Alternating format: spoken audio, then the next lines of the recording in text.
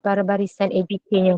Jadi untuk memberkati majlis kita pada pagi ini, marilah sama-sama kita membaca Ummul Kitab yang akan dipimpin oleh Al-Fadhil Ustaz. Al-Fatihah.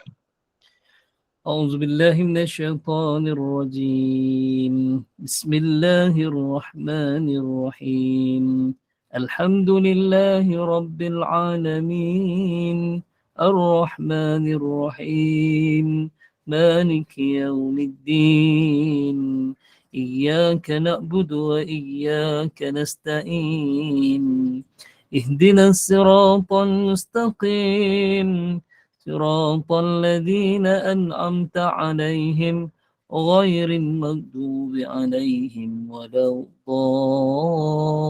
الضالين آمين. Amin, amin ya Rabbal Alamin. Kepada jemaah yang mungkin baru pertama kali hari ini mengikuti uh, uh, kita punya kelas duha berkenaan kitab biografi Agung Rasulullah Sallallahu Alaihi Wasallam ini. Biografi Agung Rasulullah Sallallahu Alaihi Wasallam ini ditulis sendiri oleh Al-Fadhil Ustaz Urdi Ramli. Jadi sama-samalah kita bedah kitab ini hari ini sambungannya insya-Allah. Saya dengan penuh takzim menyerahkan kepada Al-Fadhil Ustaz. Tafadhal mashkura.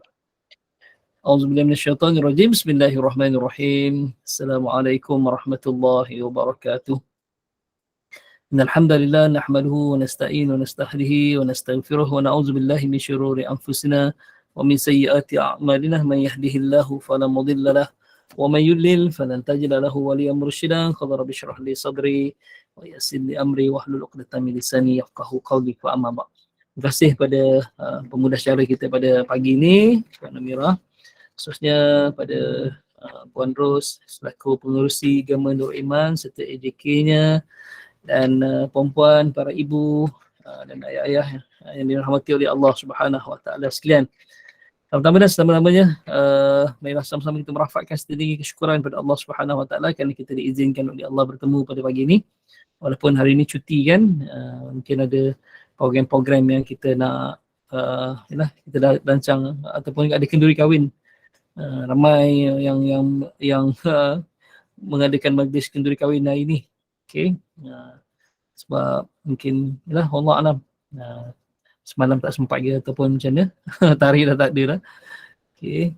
Alhamdulillah juga kita diizinkan oleh Allah duduk majlis ilmu ini. Mudah-mudahan duduk kita dalam majlis ilmu ini Allah kira sebagai ibadah yang akan memberatkan neraca timbangan kita dan seterusnya bila kita bicara tentang baginda sallallahu alaihi wasallam. Mudah-mudahan kita layak untuk boleh syafaatnya yang akan menyelamatkan kita daripada api neraka Allah Subhanahu Wa Taala. Insya-Allah, amin rabbil alamin. Pertama sekali minta maaf atas kelewatan untuk kita mulakan. Tadi saya lupa saya ada kuliah subuh. Kuliah subuh khas hari ni. Sebab hari ni Senin memang tak ada kuliah subuh kan, hari bekerja. Tapi kebetulan hari ni cuti. Malam petang dia pihak surau tu hubungi, boleh tak Ustaz? Saya kata okey lah, insyaAllah, memang tak ada jadual. Lepas tu Puan Ros pula kata saya tu nak mula ke apa? 9 ke 10? Ke 8 ke 9? Saya kata ke 8 lah. Tiba-tiba alamak, terlupa. Ada kuliah subuh. Kemudian dah nak bergegas balik. Ustaz, sarapan dulu. Okey, sarapan dulu. Tak apa, insyaAllah. Alhamdulillah. Terima kasih kerana sudi menanti dengan penuh kesabaran, insyaAllah. Jom. Hari ini kita sambung dalam buku biografi agung Rasulullah SAW. Dan kita masuk tentang bentuk khatamun nubuwah. Bentuk khatamun nubuwah. Apa khatamun nubuwah tu? Khatam ni maksudnya adalah orang Melayu kita panggil cop lah. Ejaannya cap. CAP. Assalamualaikum Ustaz. Itu surat berapa Ustaz? Muka surat sekejap. 36. Surat 36. Okey, saya sharekan sekejap. Okey.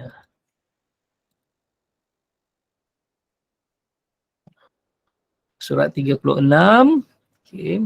Bentuk khatamun nubuwah Nabi sallallahu alaihi wasallam. Okey. Apa itu khatamun nubuwah? Khatamun nubuwah ni tanda kenabian Nabi Muhammad sallallahu alaihi wasallam. Juga sebagai tanda nabi penutup. Sebagai tanda nabi penutup. Okey. Kita akan bincang bila ada khatam nubuwah ni.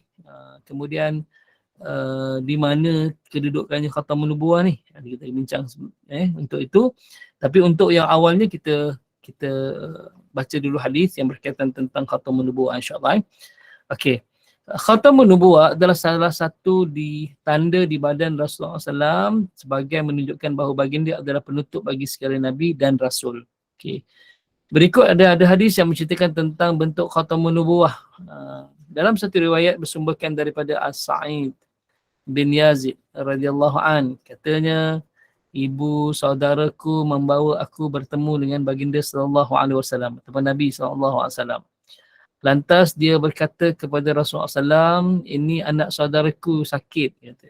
Ketika itu Rasulullah SAW menyapu kepalaku, iaitu As-Sa'ib, dengan mendoakan keberkatan untukku, dan baginda SAW beruduk. Air sisa uduknya lalu ku minum. Setelah itu aku berdiri di belakangnya dan aku aku memandang kepada khatam, iaitu tanda yang terletak di antara kedua bahu baginda SAW. Ternyata khatam itu sebesar telur burung merpati. Disebut tentang hadis riwayat daripada Qutaibah bin Sa'id bin Khatim bin Ismail daripada Ja' bin Abdul Rahman bersumberkan daripada Sa'id bin Yazid radhiyallahu an. Okey. Jadi dalam hadis ni disebut bahawa yang hadis yang awal tu sakit, kemudian baginda Rasulullah SAW menyapu kepalanya, ini hadis tu. Tapi apa yang kita nak fokus daripada hadis ni adalah setelah itu aku berdiri di belakang baginda sallallahu alaihi wasallam, aku memandang kepada khatam. Memandang kepada khatam yang terletak di antara kedua bahunya. Ternyata khatam itu adalah sebesar telur burung merpati. Okey. Khatam ni adalah sepotong daging. Kalau kita rujuk dalam hadis seterusnya daripada dalam satu riwayat, Jabir bin Samurah mengemukakan keadaan khatam an-nubuwah. Okay. Bagaimana berikut, disebut bahawa aku pernah melihat khatam, yang ini tanda kenabian. Ia terbentuk di antara kedua bahu baginda sallallahu alaihi wasallam, bentuknya seperti sepotong daging berwarna merah sebesar telur burung merpati. Jadi dia daging yang tumbuh tapi bukan ketumbuhan. Kita kena tahu daging yang tumbuh memang Allah letak cantik di atas kulit Nabi SAW di antara dua belikat Nabi SAW. Kita akan bincang kedudukan yang lebih tepat di belah mana. Disebut dalam riwayat bahawa kedudukan sebenar khatam an-nubuwah itu adalah pada belikat hampir ke sebelah kiri baginda sallallahu alaihi wasallam dan setentang dengan jantung baginda sallallahu alaihi wasallam. Dia kat belakang, pelikat sebelah kiri dan kedudukannya setentang dengan jantung baginda sallallahu alaihi wasallam. Okey. Itu kedudukan khatam, kedudukan khatam. Okey. Nabi-nabi yang lain disebut dalam kitab Mawahib al-Laduniyah, syarah kepada kitab Syama'il Muhammadiyah lah. Muka surat 83 disebut tentang semua para nabi, Nabi Allah, khatamnya di tangan kanan mereka. Ada yang pada lengan, ada yang di belakang tapak tangan ni. Ada yang pada lengan kanan, tangan kanan, iaitu daging yang tumbuh. Daging yang tumbuh. Tapi kena beritahu dulu, dia bukan ketumbuhan. Bukan ketumbuhan. Dia memang, kalau melihat kepada khatam tu pun sudah jatuh cinta. Sudah nampak keunikan khatam itu, dia besarnya macam telur burung merpati, lebih kurang 4 cm macam ni lah besar ibu jari kita lah ni, 4 cm tu. Ni sebesar telur burung merpati macam ni kan, besar dia kan, separuh jari ni kan. Ibu jari kita ni yang tu besar ibu jari ni. Daging yang tumbuh di atas kulit Nabi SAW, bukan tumbuh tapi memang Allah letak. Allah letak itu sebagai tanda, sebagai cop. Dia bukan kalau kadang-kadang kita fikir ada orang yang telalat besar kan. Telalat besar kemudian ada bulu-bulu kat atas dia tu. Kadang-kadang dekat bawah dagu sini. Itu bukan. Itu tai lalat tu yang warna hitam tu adalah sel kulit yang mati. Okey, tahu orang banyak tai lalat kat muka dia kata handsome, cantik. Sebab dia kata Syarifah Aini almarhumah, dia kata tai lalat dia kat muka je ada 13 dia pernah sebut. Tai lalat kat muka ni ada 13. Jadi semua orang nak tai lalat kat muka zaman tu. Sebab Sharifah ini muka dia tai lalat penuh kat muka dia. Tapi bila doktor pakar kata Allahumma salli tai lalat ni adalah sel kulit yang mati. Sebab itu dia warna hitam. Sel kulit ni kita ni kalau kita zoom pakai mikroskop, dia memang bintik-bintik halus. Dia bintik halus kan. Jadi bila ada sel tu mati, dia jadi hitam. Itu yang jadi tahi lalat. Jadi tai lalat. Lalat dia kat situ pun tak tahu bila. Allah Alam. Kenapa orang Melayu panggil nama tai lalat? Tai lalat pun tak nak tengok macam mana. Betul kita lalat hitamnya tu kecil halus kan. Tapi kalau besar tai lalat tu, nak panggil tai apa pula? Tai cicak. Tai cicak dia panjang sikit, dia tak bulat kan. Tai apa, tai burung merpati, wallah alam kan. Okey. Sama juga orang kata lesung pipit ni, ada lesung pipit sikit. Lesung pipit ni kata dia cantik, handsome. Dan apa? Sebenarnya ikut kajian lesung pipit ni adalah muscle yang damage, muscle yang rosak. Otot yang rosak. Itu lesung pipit. Kadang-kadang kita senyum, dia lekuk ke dalam kan. Dia sebenarnya adalah otot yang rosak. Orang suka tak ada tai lalat pun dia buat juga kan ada orang operate buat lesung pipit. Rupanya dia adalah muscle yang rosak Jadi tai lalat tu adalah sel kulit yang mati. Sebab tu warna hitam. Okey, Allahumma salli. Jadi khatamun nubuwah ni kalau kita lihat dia bukan macam tu. Kalau macam tu nampak macam cacat. Ada orang sampai buang tai lalatnya kat hidung kan, sebab besar sangat dah kan. Ataupun tai lalatnya kat dagu ke, dia buang sebab dah besar sangat. Nampak macam tak cantik. Tapi Nabi SAW khatamun nubuwah, dan para nabi dan para rasul yang sebelum baginda SAW pun khatam tu dilihat cantik. Kalau kita lihat kisah nanti insya-Allah takut kanser. Tak. Kalau kanser tu dia lain Kalau dia tumbuh kat luar, dia tak kanser. Dia kanser ni yang tumbuh kat dalam. Dia rosak kat dalam. Okey. Dia kot Ustaz sebab bila dah tak ada gigi, part pipi tu je besar. Dia lekuk macam ni lah. Lekuk kuat sangat. So pipi ni sikit je. Sikit je sebab dia otot dia rosak je. Okey. InsyaAllah. Okey. Kalau kita lihat nanti insyaAllah dalam kisah seterusnya, bab Nabi SAW, Allahumma salli Nabi SAW sewaktu zaman zaman remaja. Okey.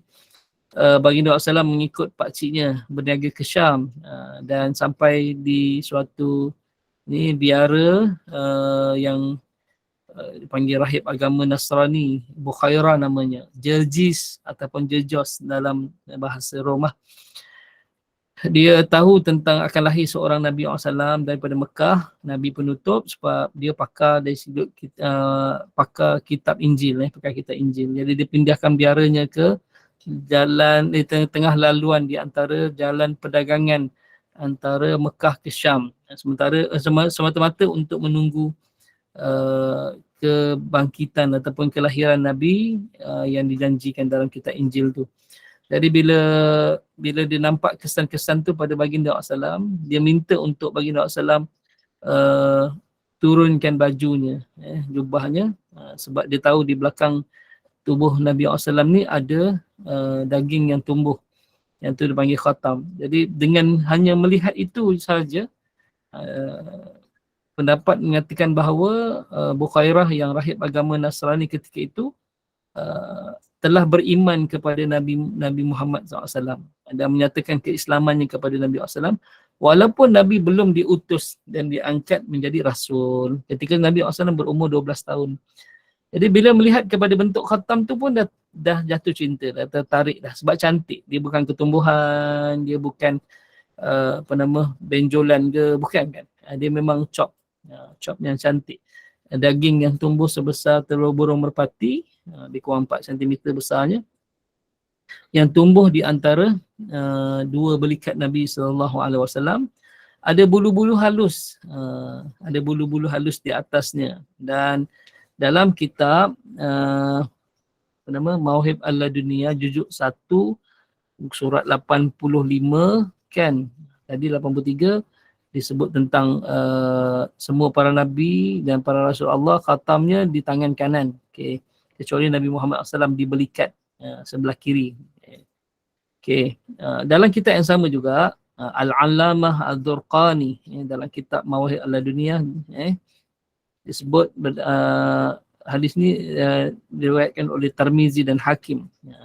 Pertama disebut kata bentuk khatam ni besarnya, saiznya lebih kurang telur burung merpati. Yang kedua, bulu-bulu halus tu membentuk tulisan iaitu Allahu wahdahu la syarikalah di bahagian dalamnya. Kemudian di bahagian luarnya, di sekeliling daging tu disebut tawajjahu haitsu ma syi'ta. Hadapkanlah wajah kamu ke mana saja yang kau hendaki wahai Muhammad, fa innaka mansurun, sesungguhnya engkau akan dibantu oleh Allah tu. Dalam Tarikh An-Nasaiburi menambah di dalam khatam nubuwah tu, maksudnya dalam 4 cm kecil tu, bulu-bulu halus juga membentuk tulisan iaitu bertulis Muhammad Rasul Allah. Muhammad Rasulullah. Itulah bentuk khatam nubuwah. Jadi dia cantik, dia bukan Allahumma salli jerawat yang ada bulu. Kadang-kadang kat sini ada jerawat besar hitam, lepas tu ada bulu, ada janggut kat atas dia, ada bulu kat atas dia. Itu bukan, itu sel yang mati. Tapi Nabi SAW ni memang Allah letak cantik. Sebagai apa? Sebagai tanda bahawa Nabi Muhammad SAW adalah seorang Rasul Allah. Kemudian dia adalah penutup bagi segala Nabi SAW. Jadi bukan sekadar turun ayat Allah Subhanahu Wa Taala yang membuktikan, yang membenarkan kenabian Nabi Muhammad SAW. Okay. Contohnya dalam surah Yasin, wahai Muhammad, wal Quranil Hakim, demi Al-Quran yang akan menjadi bukti, jadi saksi tentang kenabian engkau yang Hakim, yang maha bijaksana. Innaka laminal mursalin, sesungguhnya engkau wahai Muhammad lamina, benar-benar minal, daripada al-mursalin, yang diutus menjadi rasul oleh Allah Subhanahu Wa Taala. Jadi ini ayat Al-Quran untuk membenarkan bahawa Muhammad itu adalah rasul Allah. Okey. Kemudian bukan saja turun ayat Allah Subhanahu Wa Taala, pada fizikal baginda sallallahu alaihi wasallam ada tanda bahawa baginda adalah seorang nabi. Bukan adalah seorang nabi. Dia bukan sekadar turun ayat Allah Subhanahu Wa Taala, tapi pada baginda dan baginda sallallahu ada tanda bahawa baginda sallallahu alaihi wasallam adalah seorang nabi. Itu disebut tentang tu insya-Allah. Kita bincang lagi sikit hadis yang seterusnya. Okey. Seorang wanita bernama Rumaitha bercerita kepada cucunya iaitu Asim bin Umar radhiyallahu an sebagaimana berikut. Waktu aku mendengar Rasulullah SAW bersabda, aku duduk berhampiran dengan baginda. Begitu dekat. Seandainya aku mahu mengucup tanda khatam itu, yang terletak di antara kedua-dua bahunya, nescaya aku akan dapat. Adapun sabda baginda SAW yang ditujukan kepada Sa'ad bin Mu'az dikala ia meninggal dunia, iaitu bergoncang arasy Allah yang Maha Ar-Rahman kerana kematian Sa'ad. Okey. Daripada hadis ni apa yang kita ambil adalah Allahumma salli kata Rumaitha yang bercerita kepada cucunya Asim bin Umar. Aku duduk berhampiran dengan baginda SAW, seandainya aku mau mengucup tanda kenabian itu, saya dia boleh lakukan. Jadi di antara orang yang melihat bentuk khatam itu. Okey. Kemudian hadis seterusnya, Ibrahim bin Muhammad pernah mendengar salah seorang putera Ali bin Abi Talib. Dia berkata, apabila Ali bin Abi Talib menceritakan tentang sifat Rasulullah SAW, maka dia bercerita. Okey, maka dia bercerita. Okay. Apabila Ali bin Abi Talib menceritakan tentang sifat Rasulullah SAW, maka dia akan bercerita panjang lebar dia akan berkata di antara kedua bahunya terhadap khatam, tanda kenabian, iaitu khatam para nabi khatam para nabi ataupun tanda para nabi. Okey. Seterusnya dalam riwayat Alba bin Ahmar al-Yashkuri mengadakan dialog dengan Abu Zaid Amr bin Akhtab al-Ansari sebagaimana berikut. Abu Zaid berkata, Rasulullah SAW bersabda kepadaku, "Hai Abu Zaid, dekatlah kepadaku dan usaplah belakangku." Maka belakangnya pun ku usap. Usap ni urut. Dan terasa jari jemariku menyentuh khatam. Aku, yakni Alba bin Ahmar al-Yashkuri bertanya kepada Abu Zaid, apakah khatam itu? Abu Zaid berkata, gumpalan ataupun kumpulan bulu-bulu halus. Bulu-bulu. Sebut tentang tu. Sebab kisahnya, Allahumma salli sebab ketika itu Nabi SAW baru balik daripada peperangan. Jadi bila berperang ni letih penat. Jadi dia meminta kepada sahabatnya, iaitu Abu Zaid untuk mengurut picit belakang dia daripada belakang. Ketika itu Abu Zaid ataupun nama betul dia Abu Zaid Umar bin Akhtab al-Ansari. Macam Sayyidina Umar kan tak? Ya, Abu Zaid Umar nama dia. Okey. Jadi Allahumma salli asmat, ketika itu dia hanya memasukkan tangannya ke dalam jubah Nabi SAW. Baginda tidak melepaskan jubahnya. Kalau baginda melepaskan jubahnya, pasti Abu Zaid ini akan menceritakan tentang khatam ini dengan detail. Macam mana bentuk dia, kemudian macam mana ada tulisan apa di atasnya kan. Tapi ketika itu dia mengurut Nabi SAW atau mencik badan Nabi dengan cara memasukkan tangannya dalam jubah baginda SAW dan dia terpegang khatam itu. Bila sahabat tanya khatam tu macam mana, apa khatam itu? Jadi Abu Zaid kata khatam tu adalah gumpalan bulu-bulu dalam pada Nabi SAW. Sebab dia terpegang daging tu dan ada bulu-bulu halus di atasnya tu, jadi dia kata khatam tu adalah bulu-bulu. Okey. Seterusnya, ini ada kisah tentang, panjang kisah ni. Abu Buraidah menceritakan tentang pengalaman Salman Al-Farisi. Okey.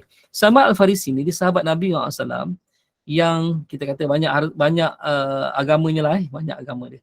Dia pernah beragama Majusi masa zaman kanak-kanak, dia lahir tu dia dalam agama Majusi. Okey. Kemudian Allahumma salli ala sayyidina Muhammad, bila dia tahu tentang api sembahan kaum dia tu, kaum Majusi pernah terpadam suatu ketika dulu.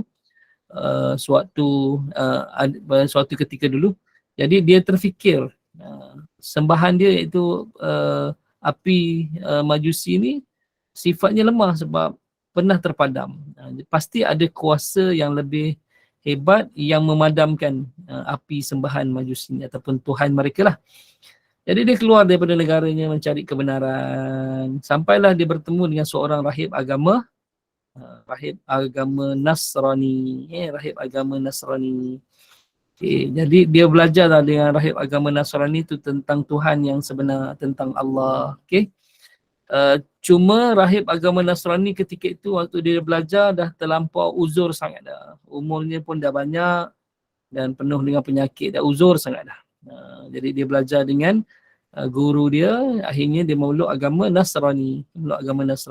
Gurunya pesan, okay, kalau aku meninggal ni, kamu pergilah ke Madinah dan carilah seorang laki-laki yang namanya Muhammad bin Abdullah. Dia adalah Nabi penutup. Okey, insyaAllah. Dia adalah Nabi penutup. Okey. Bila gurunya meninggal, dia pun keluarlah mencari laki-laki yang namanya Muhammad bin Abdullah di Madinah. Okay. Dalam perjalanan, Salman Al-Farisi ni dicolik oleh orang-orang Yahudi dan dia dijadikan hamba. Itu dia diperintahkan untuk bekerja di kebun korma milik majikan dia lah, milik tuan dia tu, yang Yahudi tu. Ketika itu dia beragama Yahudi. Okay. Sampailah satu ketika dia dapat membebaskan diri dia. Maksudnya diberi peluang untuk membebaskan diri dia. Dan dia keluarlah membawa satu bekas korma, satu mangkuk korma, bertemu dengan Nabi SAW. Jadi dia nak uji Nabi ni Sebagaimana yang guru dia agama Nasrani tu, pendeta agama Nasrani pernah beritahu dia, okay, kalau kamu jumpa Muhammad ni, dia ada dia ada tiga ciri. Ada tiga ciri yang dia adalah seorang nabi. Pertama, Muhammad ini dia tidak terima sedekah. Nabi tak terima sedekah. Sebab apa? Sedekah ni kan Allahumma salli alaihi wasallam, yang layak terima sedekah adalah orang fakir dan orang miskin. Jadi bila orang fakir, orang miskin, dengan Nabi bukan orang fakir, Nabi bukan orang miskin, Nabi orang kaya. Nabi keturunan daripada Abdul Muttalib. Nabi keturunan daripada Hashim, orang kaya. Pemimpin tertinggi Quraisy, ya kan? Itu Nabi tak terima sedekah. Dan inilah ciri yang disebut oleh guru kepada Salman Al-Farisi. Kata Muhammad ni tak terima sedekah. Jadi dia bawa hari ni bekas kurma yang sama, bekas kurma. Dia kata, wahai Muhammad, ini sedekah untuk engkau dan sahabat engkau. Lalu kata Nabi SAW, wahai saudara, bawa balik. Kata dia. Kami tak terima sedekah. Jadi Salman Al-Farisi dia tak kecil hati langsung, malah dia senyum. Sebab dia kata, okey, ciri yang pertama yang diberitahu oleh guru dia, pendeta agama Nasrani, betul ada pada Muhammad ini. Besok dia bawa bekas kurma yang sama. Lalu dia jumpa Nabi SAW, dia kata, wahai Muhammad, ini hadiah untuk engkau dan para sahabat engkau. Lalu Nabi SAW terima hadiah tu dan panggil para sahabat untuk hidangkan dan makan sama-sama. Senyum sama Al-Farisi. Sebab ciri yang kedua yang disebut oleh gurunya ada pada Muhammad, pada Nabi SAW. Okay. Yang ketiga je dia tak dapat jumpa. Yang ketiga kata guru dia, di belakang badan Muhammad ini ada daging yang tumbuh, itu adalah khatam an-nubuwah. Maksudnya tu adalah tanda kenabian Nabi Muhammad SAW. Jadi sama Al-Farisi dia tak dapat lihatlah sebab Nabi pakai baju. Kan? Jadi bila dia berbual-bual dengan Nabi SAW, dia tu macam terendak-endak. Nak lihat sesuatu. Nabi tahu yang sama Al-Farisi nak lihat khatam tu di belakang tubuh Nabi SAW. Lalu Nabi SAW ketika itu dia menurunkan jubahnya lah. Turunkan jubah senang zaman dulu kan. Buka je apa tu, dia turunkan je lah. Untuk menunjukkan kepada Salman Al-Farisi tanda khatam itu. Dan bila terlihat saja pada khatam itu, Salman Al-Farisi dia terus masuk Islam. Dia terus masuk Islam. Itu dah disebut tentang tu. Okay, yang hadir yang bawah tu nak cerita boleh cara Salman Al-Farisi ni dapat kebebasan, kemudian apa yang cara dia kena tanam pokok korma. Bila berbuah pokok korma tu, barulah dia bebas. Dan Nabi SAW bantu Salman Al-Farisi tanam korma kat kebun milik Yahudi tu. Kemudian Allah SWT sedang tanam, datang Sayyidina Umar Al-Khattab minta izin, ya Rasulullah, boleh tak aku tanam satu pokok? Okey, jadi Rasulullah kata, tanamlah, ambil pokok tu kita tanam. Bila tanam, dia kelebihan Nabi SAW ni, bila tanam pokok korma, dia bukan tanam daripada biji. Kalau tanam daripada biji mungkin pelik lah. Tapi korma ni sifat dia, kita tanam pokoknya dah besar lah, dah besar peha dah. Dia bukan macam pokok sawit. Tak, dia dah besar, letak je macam tu. Okey. Makan tahun jugalah untuk berbuah. Tapi karamah Nabi SAW ataupun mukjizat Nabi SAW, dia tanam je, tahun berikutnya akan berbuah. Tahun berikutnya akan berbuah. Okey. Bila tanam, tahun berikutnya berbuah semua pokok kecuali satu pokok. Kecuali satu pokok. Sebab yang tanam tu kan Nabi SAW. Jadi mukjizat Nabi, karamah Nabi SAW semua berbuah lah tahun berikutnya. Satu pokok yang tak tanam, yang tak berbuah. Sebab itu yang ditanam oleh Sayyidina Umar Al-Khattab. Lalu kata Nabi SAW, apa jadi pada pokok ni? Kenapa pokok yang satu ini? Umar menjawab, ya Rasulullah, sayalah yang menanamnya. Tak ingat ke? Sayalah yang menanamnya. Oh ya, okay, baru teringat. Jadi Nabi SAW cabut pokok tu. Kemudian baginda SAW menanam semula. Dan pokok itu tumbuh dan berbuah pada tahun berikutnya. Jadi bila berbuah semuanya, bebaslah Salman Al-Farisi daripada perhambaan. Itu kisah tentang tu lah. Jadi apa yang kita nak ambil daripada hadis ni, Salman Al-Farisi adalah orang yang dapat melihat secara jelas tentang khatam. Sebab Nabi turunkan jubah Nabi SAW untuk dia melihat dengan lebih jelas bagaimana bentuk khatam Nabi SAW. Sedangkan Abu Zaid tadi, kan, dia hanya memasukkan tangannya ke dalam jubah Nabi SAW, dia menyentuh khatam itu, dan khatam itu memang ada bulu-bulu halus di atasnya dan di sekelilingnya. Lalu dia mengatakan bahawa khatam itu adalah gumpalan bulu-bulu halus, gumpalan bulu-bulu halus. Okey, insya-Allah. Itu nak sebut tentang tu. Okey. Tapi kita jangan lari daripada fokus kita. Fokus kita apa?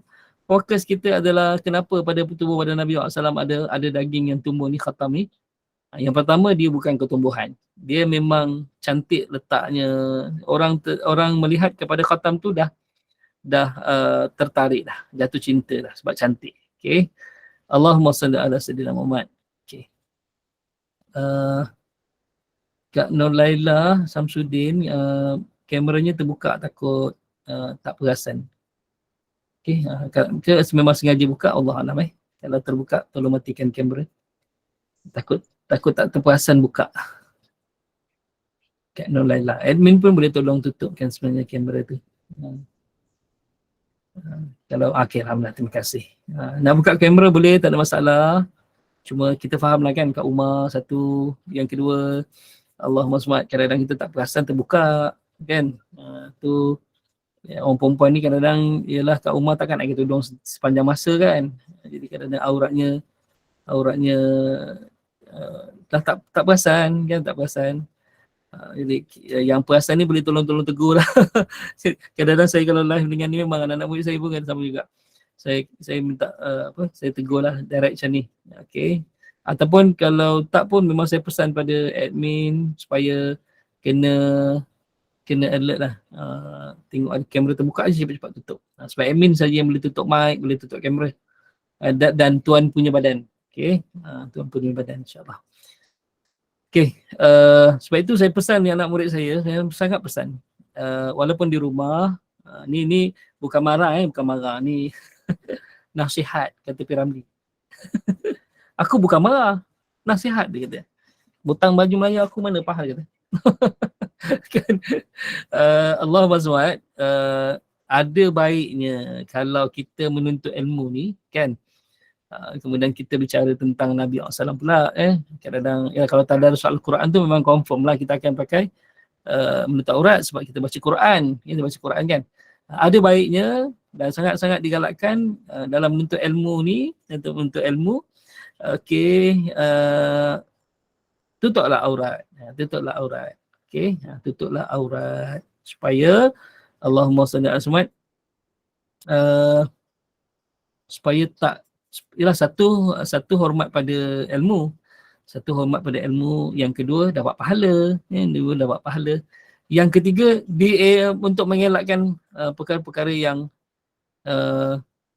akan membuka aib kita. Jadi insya-Allah walaupun kat rumah, tapi macam mana kadang-kadang Ustaz, saya tak sempat Ustaz, sambil masak saya dengar Ustaz ceramah ni. Sambil masak ada sambil masak. Jadi tak pakai tudung dia kata. Macam mana nak masak ke tudung Ustaz? Dia kata.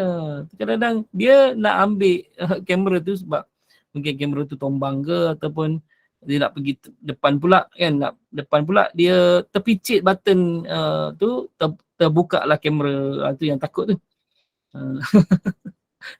Jadi sangat-sangat digalakkan untuk menutup aurat ketika mana duduk dalam kuliah lah. Walaupun memang kadang-kadang kamera pun off,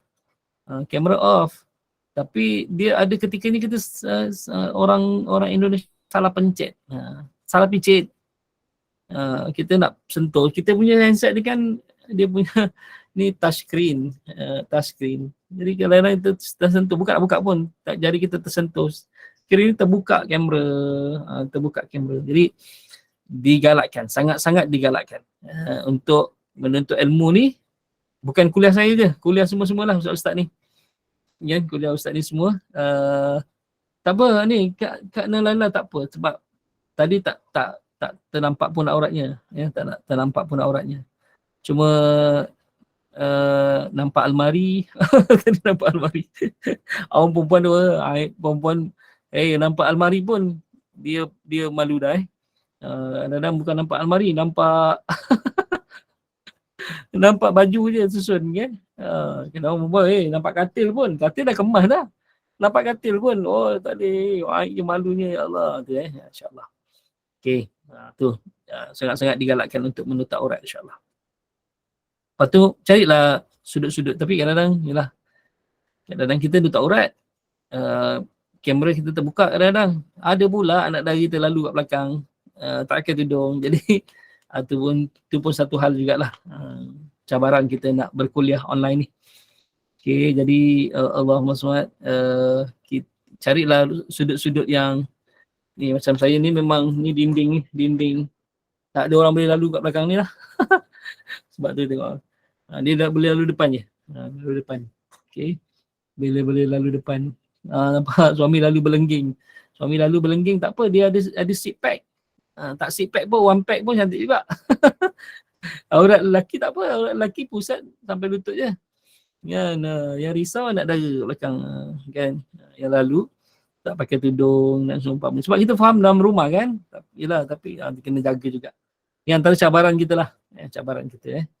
Kalau tertunjuk tu diam-diam sudahlah. Itu tak sengaja, maksudnya tak sengaja, kemudian Allah SWT taklah dikira berdosa. Kalau siapa boleh tegur. Okey, insyaAllah, jom kita sambung. Ini kisah Salman Al-Farisi. Menarik kisah Salman Al-Farisi. Okay. Jadi akhirnya dia bebas daripada perhambaan lah. Okay.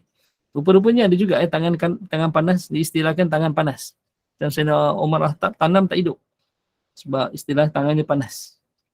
Macam saya lah, saya ni kalau tanam tak hidup. Serai, kecut serainya. Kan, saya baja lagi serai. Mak saya, arwah mak saya kata, mana ada orang baja serai? Serai ni tumbuh. Tak payah baja-baja lah, dia kata. Habis ni kurus kering nak mati je kan. Tangan kau panas ni, dia kata. Mak saya cabut balik serai tu. Kan, lepas tu dia tanam balik, Masya Allah, dia punya gemuk dia punya rimbun dia. Masya Allah. Allahumma salli asmat. Baik tu, mak saya kata, tangan kau tangan panas lah, tak boleh tanam apa-apa, mati je.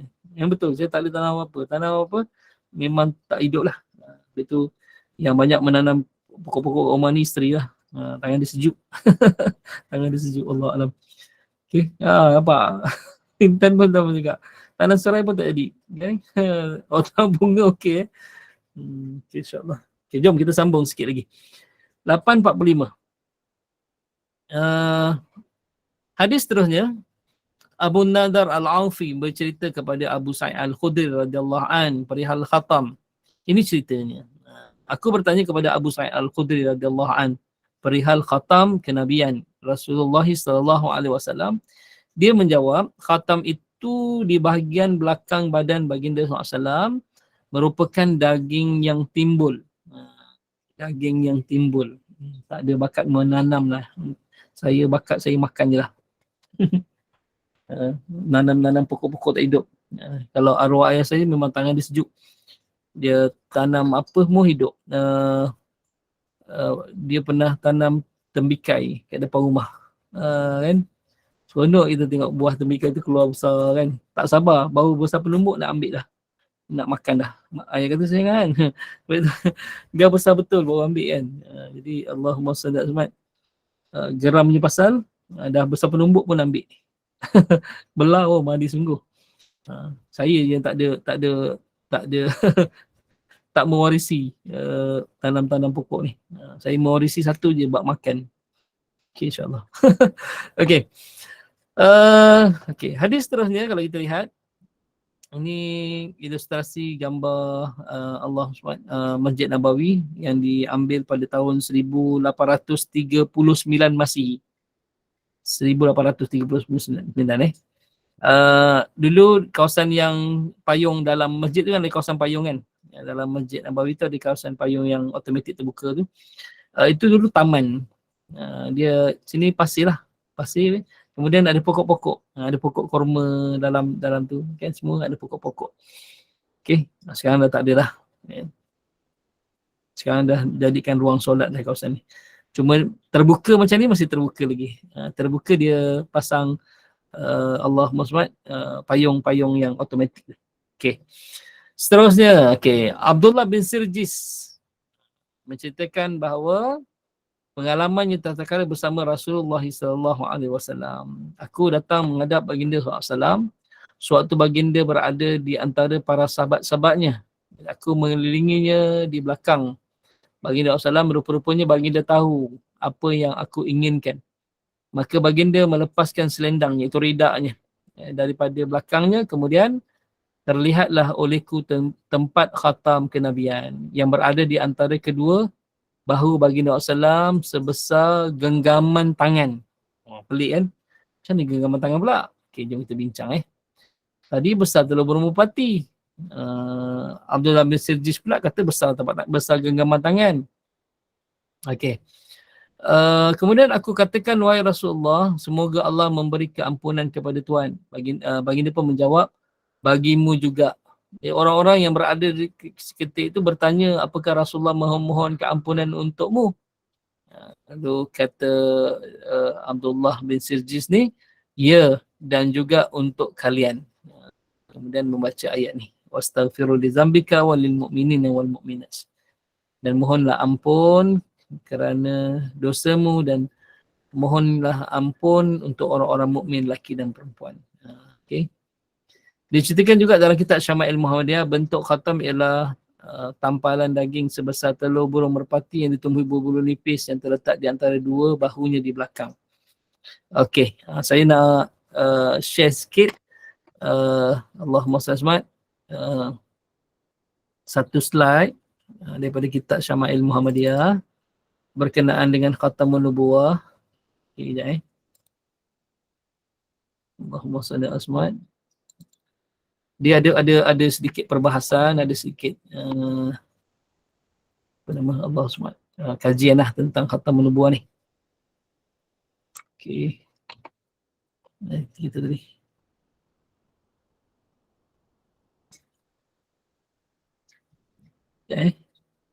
Okey. Allahumma salli ala sayyidina. Saya sharekan.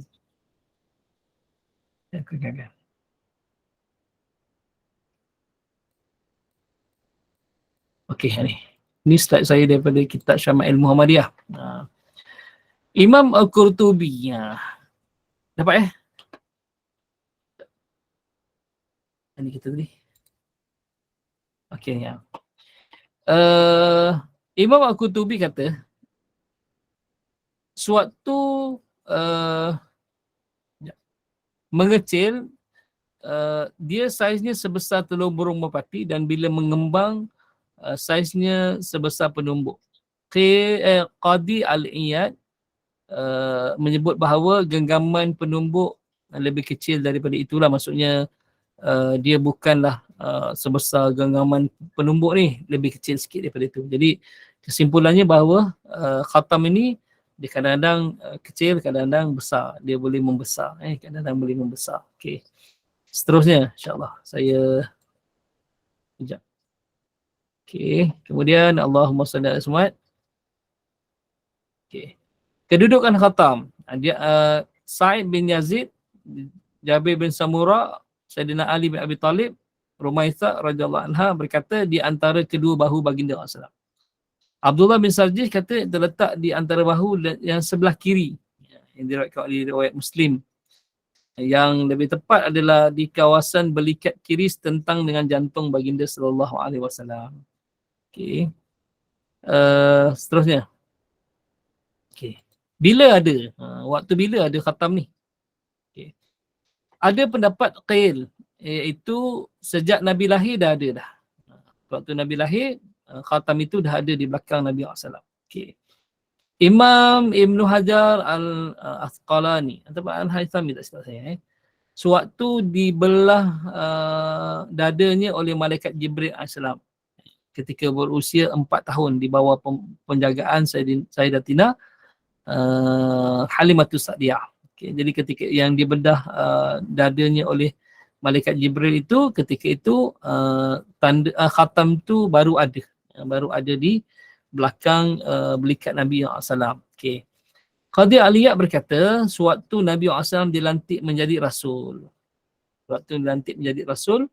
Allahumma salli ala baru ada khatam itu. Baru ada khatam itu. Ini disebut tentang itu. Okay. Khatam ni khatam ni hilang. Sewaktu kewafatan Nabi SAW, ketika para sahabat ragu-ragu tentang kewafatan Nabi SAW, ada yang kata Nabi pingsan, Nabi belum wafat. Tapi ada seorang sahabat namanya Asma bin Uwais meraba-raba tangannya kepada khatam dan didapati khatam itu hilang daripada tempatnya dan benarlah baginda telah wafat. Ini disebut dalam kitab Zurah Al-Kamail.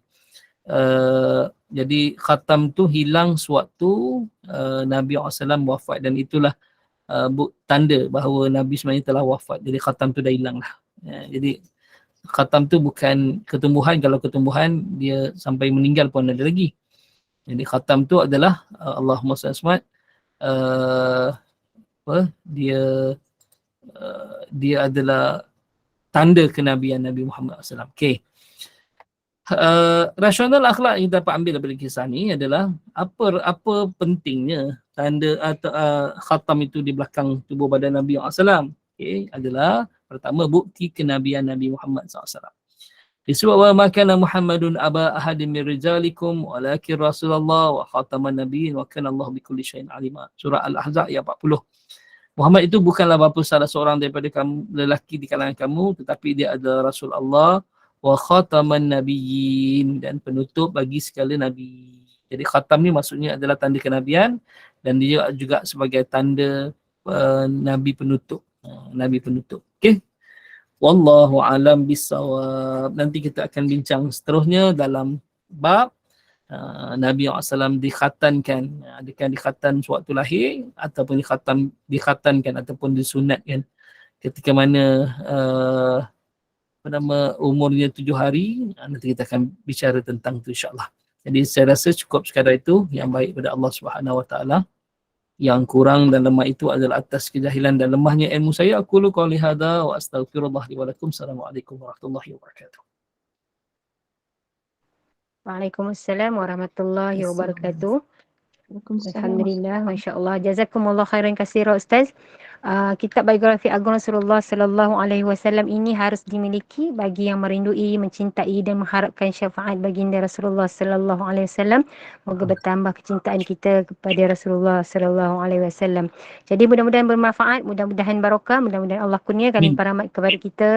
Terima kasih kepada tim Gema Nur Iman, sahabat-sahabat pencinta ilmu yang mengimarahkan kuliah kita hari ini. Sebelum menutup majlis, izinkan saya membuat sedikit beban kuliah hari ini Ustaz. Pada pukul 2 petang tahsin Al-Quran bersama Al-Fadilah Ustazah Helen Sukma Indah. Pada pukul 5.15 petang kuliah asar bersama dengan Al-Fadil Ustaz Iliyin Aminin bin Muhammad Saleh dengan tahsin Al-Quran. 8 malam kuliah maghrib bersama Al-Fadil Ustaz Imam Muhammad Nazri bin Haji Mustaqim dengan tadabbur surah Al-Baqarah. Dan pada pukul 9.15 malam kuliah isyak bersama Al-Fadil Ustaz Meja Muhammad Naim bin Haji Ahmad Al-Hafiz dengan kitab Al-Muhimmah Al-Mawa'iz Al-Badi'ah. Yang ini saya mewakili Gema Nur Iman memohon maaf sekiranya ada sebarang kekurangan dan kesilapan. Yang baik itu datang daripada Allah, yang tidak baik itu dan kelemahan datang daripada kami sendiri. Kita tangguh kuliah kita. Sebagai menutup majlis, mohon sekali lagi Al-Fadil Ustaz untuk membacakan doa, tasbih kifarah dan surah As. Saya sudahi dengan wabillahi taufiq wa hidayah. Wassalamualaikum warahmatullahi wabarakatuh. Subhanakallah bihamdika nashhadu an la ilaha illa anta wa nastaghfiruka wa natubu ilaik. Bismillahirrahmanirrahim. Wal 'asr innal insana lafi khusr illa alladhina amanu wa amilus solihat wa tawassaw bil haqq wa tawassaw bis sabr. Wassallallahu ala sayyidina Muhammad wa ala alihi wa sahbihi wa baraka. Wassalamu alhamdulillahi rabbil alamin. Terima kasih. Jumpa lagi insya-Allah.